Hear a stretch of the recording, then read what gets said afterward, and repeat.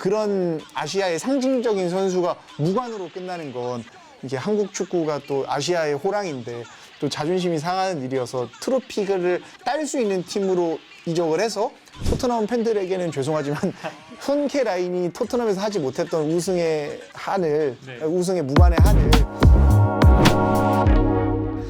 다음은 손흥민 선수의 미래에 대해서 얘기를 좀 나눠볼까 합니다. 토트넘이 손흥민과 계약 1년 연장 옵션을 발동했습니다.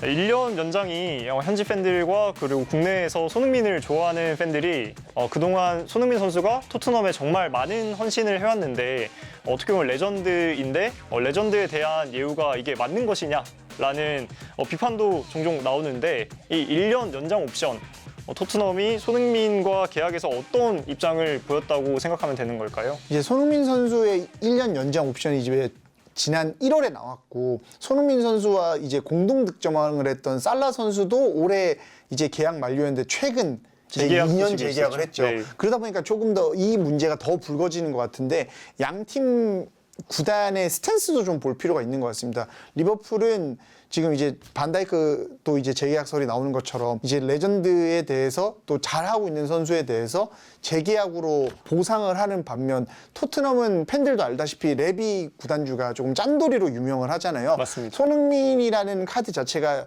굉장히 매력적인 건 여전히 사실입니다. 공격 포인트를 가장 많이 생산하고 있고 주장이고 마케팅도 무시할 수 없거든요. 한국 팬들이 런던을 참 많이 가고 토트넘 허스퍼 스타디움을 가면 그 팬샵이 있습니다. 팬샵을 가면 여기서부터 저기까지가 다 손흥민인데 경기 전후로 다 매진이 된다고 해요. 이게 한국 팬들이 많이 팔아주는 것도 있지만 이름이 또 소니잖아요. 그래서 아들이 있는 현지 남자 팬들, 아빠 팬들이 아들이 피려고 굉장히 많이 사준다고 해요. 그렇습니까? 아들이 피기 좋으니까. 또 번호도 럭키 세븐이잖아요. 네. 이래서 손흥민 선수의 유니폼이나 그리고 또 이제 그 해피스마일, 밝은 이미지, 또 이게 서양인이 동양인에게 갖는 또 예의 바른 모습이 손흥민이 좋은 스타이기 때문에 상품성도 있어서 토트넘 입장에서는 당장 내칠 이유가 없었는데 말씀드렸던 것처럼 레비는 짠돌이고 손흥민에게는 계약을 연장해야 되지만 마침 1년 옵션이 있었고 손흥민 레전드인데 왜 재계약을 안 하고 연장만 했어 싶지만 이제 경영자 입장에서는 좋은 옵션이 있는데 굳이 재계약이라는 리스크를 감수할 필요가 없었다라고 보입니다. 실제로 계속 반복되는 것처럼 손흥민 선수가 적은 나이가 아니기 때문에 최소 2년 2+1 계약을 했었어야 되는데 지금 손흥민 선수가 지난 재계약이 나왔던 시점, 그러니까 지난해 여름부터 보면 여전히 좋은 모습을 보이지만 딱 노쇠화를 겪는 스피드스타의 제대로 된 방향을 가고 있었기 때문에 레비 입장에서는 재계약을 제시하기에는 조금 리스크가 있어서 판단을 보류하지 않았을까 싶고요.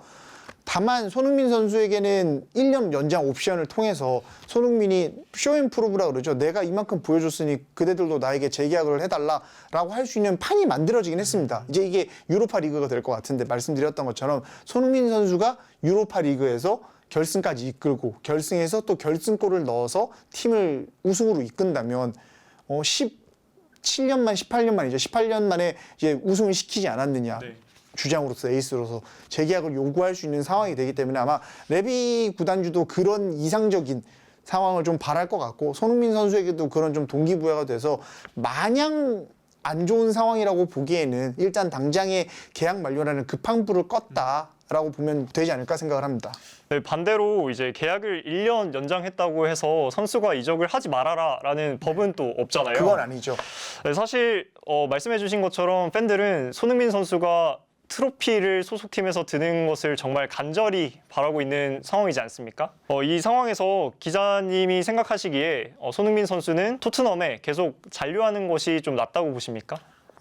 이게 너무 경우의 수고 만약이기 때문에 정답은 없지만 저는 개인적으로 손흥민 선수가 좀 반반인 것 같아요. 축구 팬으로서는 손흥민 선수가 잔류를 해서 무관 탈출을 했으면 좋겠어요.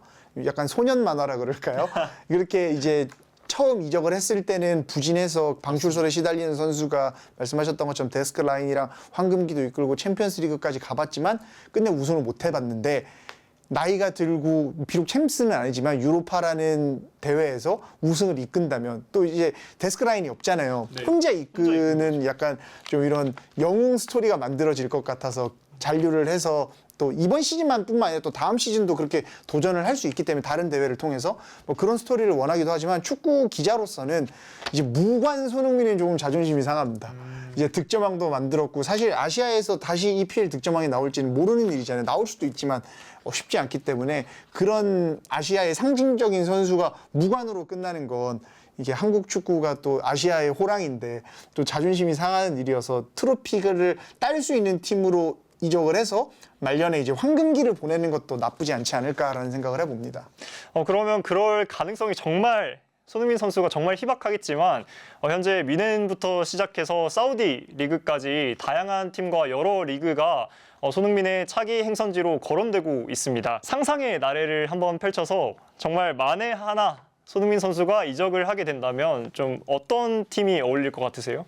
이제 사우디아라비아 같은 경우에는 거액의 이제 오일머니라고 하죠. 거액의 자금을 바탕으로 스타 선수들 말년에 있는 스타 선수들 영입을 해서 뭐 벤제마나 캉테나 이런 선수들이 지금 가서 활약을 하고 있죠. 손흥민 선수도 이제 비슷한 맥락으로 사우디의 러브콜을 받고 있는데 뭐 예상보다 더 큰 금액이 제안을 받는다면 손흥민 선수도 당장 직접적인 제안을 받았을 때 생각이 바뀔지는 모르겠으나 지금까지 인터뷰를 통해서 말한 손흥민 선수의 워딩을 인용을 하면 본인은 사우디보다는 여전히 최고의 기량을 펼칠 수 있는 유럽 무대를 좀 더 선호해서 사우디 가능성은 손흥민 선수가 토트넘을 떠나는 것보다 조금 더 확률이 낮지 않을까 싶고요.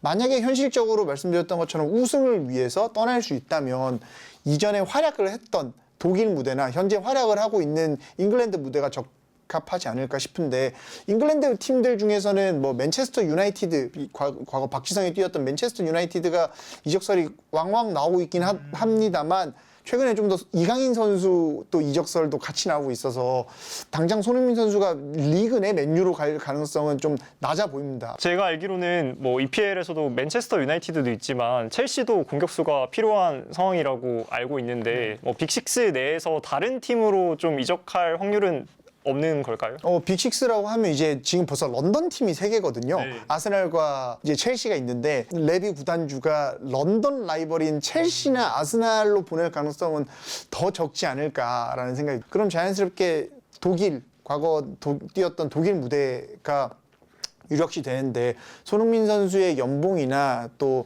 토트넘에 지불해야 되는 이적료나 또 말씀드렸던 우승 가능성 등을 고려한다면 해리케인 선수가 뛰고 있는 뮌헨에 가서 토트넘 팬들에게는 죄송하지만 손케 라인이 토트넘에서 하지 못했던 우승의 한을 우승의 무관의 한을 이제 뮌헨에서 함께 푸는 것도 좀 좋은 그림이지 않을까라는 생각을 해봅니다. 바이에른 뮌헨에 가게 된다면 또 다른 한국 선수인 김민재 선수와 호흡을 맞출 수 있어서 적응 문제에 있어서도 조금 더 수월할 것 같은데요. 네.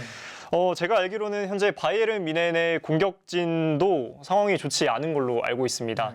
손흥민 선수가 바이에른 뮌헨에 가게 된다면 어떤 식으로 활용이 좀 될까요? 뮌헨 같은 경우에는 리그, 자국 컵 대회뿐만 아니라 챔피언스 리그까지 우승을 노리는 팀이기 때문에 공격진의 스쿼드가 두터우면 두터울수록 좋은데 지금 해리케인이라는 좋은 공격수가 최전방에서 버티고 있지만 측면 자원에는 킹슬리 코망, 뭐 무시알라 선수 같은 경우에는 중앙과 이제 좌우를 다 뛸 수 있는 선수고 리로이 자네 선수 등이 이제 있는데 자네 선수는 최근 재계약 이야기가 나오고 있지만 킹슬리 코망 선수 같은 경우에는 계속해서 이적설이 나오고 있습니다.